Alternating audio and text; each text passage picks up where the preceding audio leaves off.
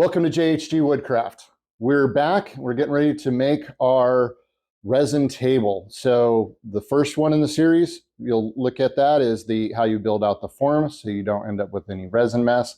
In this video, we're going to go through how to build the table, all of the mixing the resin, sanding it down, getting that really nice look, and go through some of the mistakes that I made. Glad I did the small table before I did a large table. So that's one of the things I endeavor to do, is let you know about the problems that I've had versus just here's how everything went really well. Because as we all know, no project goes perfect the first time. After you've done it over and over, sometimes that works out. So let's get started. All right, now the fun stuff. So we're going to get to play with the resin. So everything I read and watched said, be sure you check the directions on your specific epoxy. Read through and make sure your room temperature is right, that you get the thickness right, that you have the right mixture, the right amount of time. If you don't do these things, you can end up with a mess, or worst case, even a fire. So yeah, don't want that. So I'm mixing in starting out with my the base for the resin, and then I'm actually going to mix in the color first before I mix in the hardener. Get most of that done. I'll probably add in a little bit more color after the fact, but get it mostly where I want it. As I was saying before, this was my first time, so you do however you want. I was trying to get kind of a lightish pinkish purple for my wife. That was the color she wanted. And I think that looks pretty good. Got some swirls there, and I just love the way this comes out when you look at those swirls. And so you get that all stirred in, nice and tight. And as you can tell, I wasn't really sure how much color I wanted to add to begin with. I'd say after this, I'll be able to kind of measure out the amount I would do the next time. As far as the directions go, said to do this for exactly 2 minutes. So I started a timer, and of course I'm going to 8x our speed up the video so you don't have to watch that for that full time. Almost done, and we're about ready to shift it over. You know what? I said it wrong. It's 3 minutes. Gotta read the directions. All right, and we move it from one can to the next, again, per the directions, and then give it another stir up. And then we'll be ready to pour that bad boy. So what do you think? The color's still looking pretty good. Went ahead and, like I said, did add a little bit more in there while I was going, but not a whole lot. So now we're going to get that pour in. Oh, yeah. Oh, yeah. I was a little bit nervous about this. First time ever, but I'd followed everybody's directions. I think it's good, and just love that. Oh, yeah. It's so nice. Get that poured in. Watch that that resin all mix in together. I don't know. There's just something about it. I can see why they're so popular. Get to play around with the colors, and I did play with the. I got the dry powder that I used for this coloring. I got the dye as well. So if you want it clear without all of the kind of the swirly colors in there, and you just want a clear specific color, you can do it that way. You'll notice, when you look at it, that it is not all the way to the top. 2 reasons for this. One, this resin, you can only pour it about half an inch, and so that's how much I measured out. And if you over pour it, you can actually, when it's drying, it can heat up. Again, that's how you get those fires. And then what I want to do when I'm done with let this kind of cure is I'm going to put a white over it, or a clear over it with a little bit of sparklies in it. And since this was for my wife, I was making my best effort at putting in some hearts there. They don't come out too great, but it's the thought that counts, right? Let's at least hope she thinks so. And the other thing about this is you can do your designs and stuff, but as it starts to cure, it's actually going to move around again. So if you want to keep that, you have to go back in and swirl it after a while. All right, now you can tell if you look up there that we are cured, actually about 12 hours cured that, and going to start on that second coat. So same process, not a whole lot different there, except for that instead of doing the color, I'm doing what these are called icicles, which is essentially just glitter. Now, I mentioned earlier on that the reason I was doing this little table was to learn kind of the ins and outs, see what I was going to do wrong. And that way I'd learn on a small piece versus a very large kitchen table that will be another one of our bigger projects or even a customer's project, right? And so what I learned from this, and you'll see it when it's done, but it's not quite as obvious at this point. At least it wasn't to me. Was the amount of glitter. So as I'd done the color, it was kind of clear how that had mixed in, right? And so I thought, well, it'd be about the same with the white, right? So it'll swirl and kind of be throughout. Well, what happens with that is it really does behave just kind of like glitter, and it just settles. So you'll see that as we finish. So I should have done about half the amount of glitter, or the icicles, what they call it, rather than the full amount. So again, here we're doing our rapid speed up, so you don't have to watch me mix for the full amount of time. But again, read those directions, follow them exactly as they say. That way you can be sure you don't end up with any mistakes or any problems. Because I followed it just right, I really didn't have any issues. It all adhered really well. And here we go again. Love this part. Watch that just kind of settle in, and you can see how that glitter, it's quite a bit to it. And I thought it was going to be about half that. And with it there, it didn't make any swirls. It just kind of settled in and took away a degree of the design that was underneath. So that was my lesson learned. My wife loves it though. So that's really all that matters. At the end of the day, if the customer's happy, then we're happy, right? So just right down here so you can see a visual of the first pour was at 2:30, and then this was a long day. So the next pour was also at 2:30. It's 2:30 a.m. versus 2:30 p.m. And then it takes a 24 hour or 48 hours for it to actually cure. So again, look at the directions. Don't take any shortcuts here. You'll end up in a bad way if you take shortcuts. 48 hours later. And we're back. Now that it's cured, been a couple days, and we're going to go ahead and just pop that off, pull all the screws out of the frame, out of our mold there. You can see I added quite a few, made sure it was nice and tight. I did not have any resin come out. That made me very happy. So I must have done something right. And these boards, they just came off super smooth. You can see some of the caulk there. You can tell that it kind of went over the edge a little bit, and it takes a little bit of work to get it off. The issue here was actually not that the resin had really stuck, but it was that caulking. That caulking had stuck a little bit harder. So once we get it up in there, we're able to pop it right off. Use that plastic to really kind of cut off that caulking. And once it pops loose, it works out pretty well. So there we go. Nice and clean. You'll notice there was some resin that went through, landed on the other side. And I think I mentioned earlier, if I was going to do this again, I would have added some additional caulking around that back side so that we didn't end up with as much of it coming, kind of bleeding through. So because of that, we're going to use the planer to get the top layer off. Now, this is one way to do it. It's a little bit rougher. You got to take it just a little bit at a time, or you end up with that blade kind of tearing it out a little bit and then have to do more sanding on the back end. The other way you can do this, and a lot of other professionals, when they've got it, use a CNC and use that router to just take off the top layer, or you can use a jig with a router and a sled and use that to take off those layers.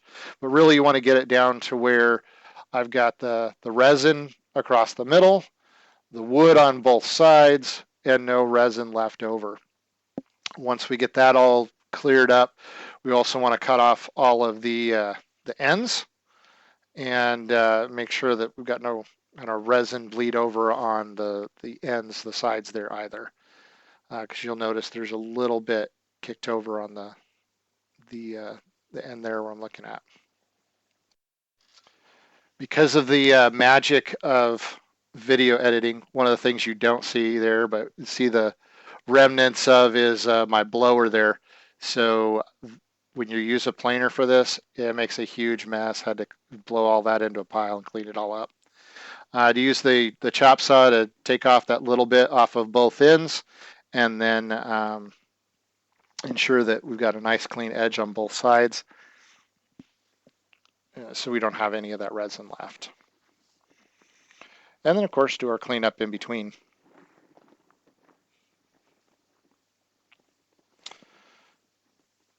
And with that looking good, the next step is we'll take that over to the table saw. Now, one of the things you'll notice is when I'm cutting it with the chop saw, this is something that all professional woodworkers kind of know about or learned about.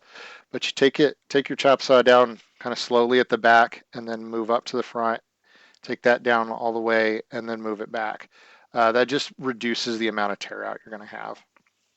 And then do the same thing here. We're just cleaning off that edge where the resin is.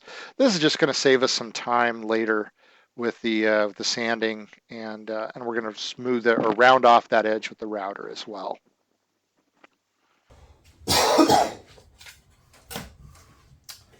Now that we've done all of the prep work, or all the early work, we're now going to get into the sanding and polishing portion. Nice and smooth.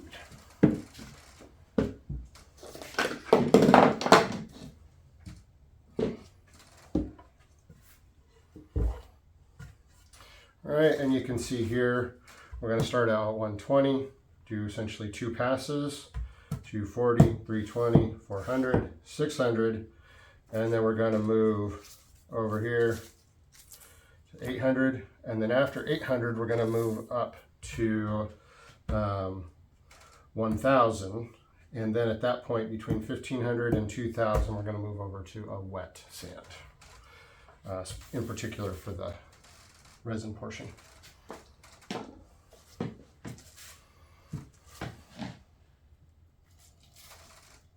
All right, away we go.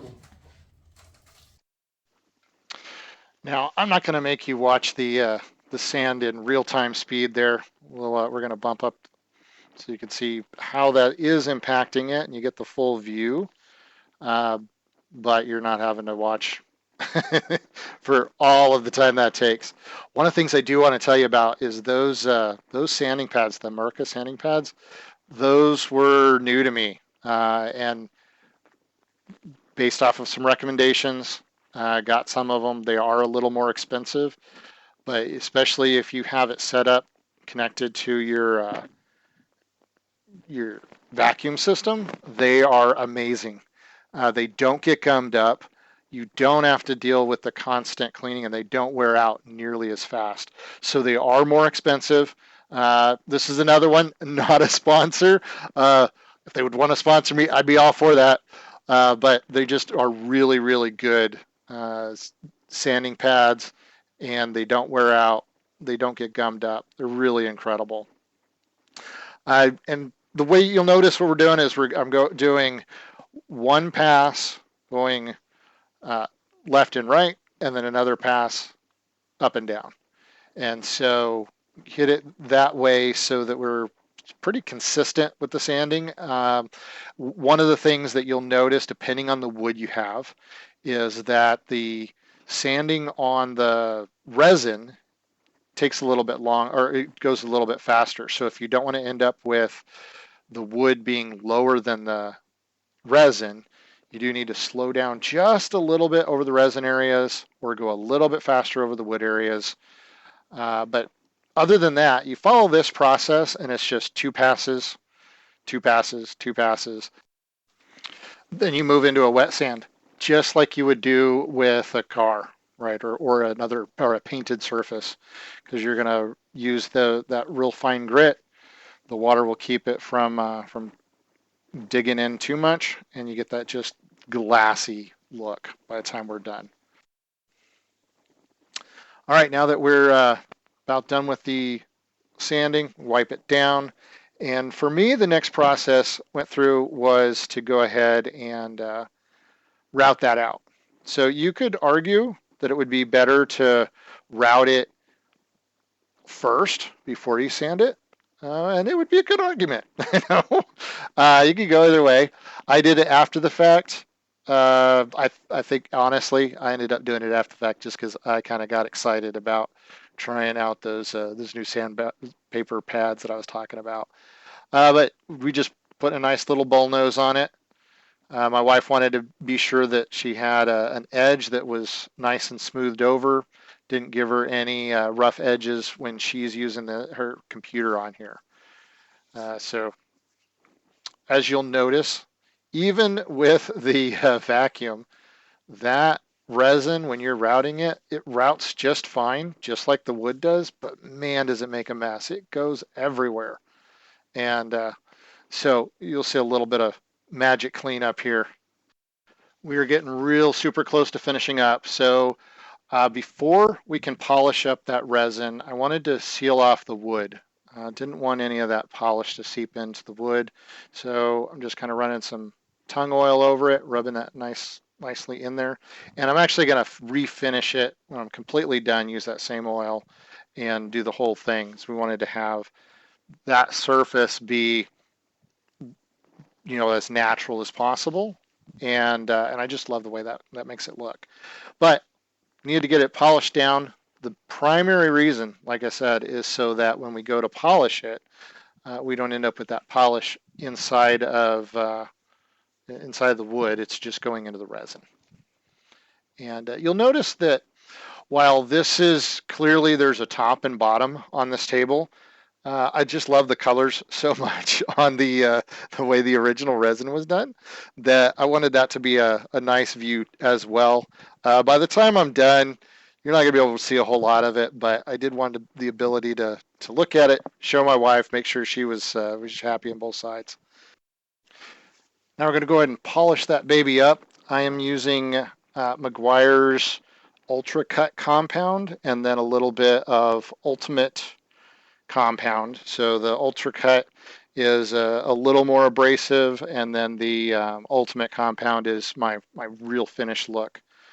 You could use other auto type polishes for that, but this worked out really great for me. I already had some of the Ultra Cut, and a few of my people that I was checking in on recommended that they use this, and then just used a regular little buffer to buff that in.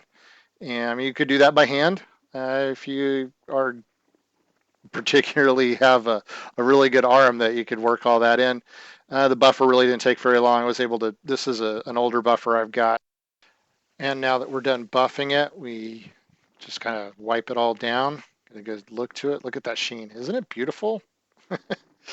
I found a little spot where I wanted to hit it again.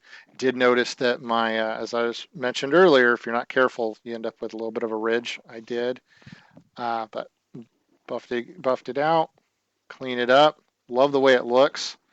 And then I mentioned I did go back over it with the tung oil.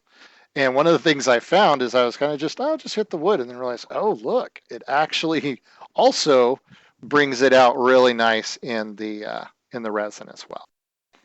All right, we're going to give this one final buff, and that is the completion of our river table, the little computer table. Next up, we will create the desktop or the stand for it. So what'd you think of that? That our final piece of the slab for that computer table, I think it came out pretty good. So you saw that some of the mistakes that I made, hopefully you don't make them if you decide to do this, or if you want me to just make the mistakes for you so you don't have to, then let me know and I can build you a custom piece however you like. Want to make sure you know about that third video that's coming out. That will be for the adjustable table. and we'll include how we all mount it all together, and you'll be able to see those final pics of how that came out.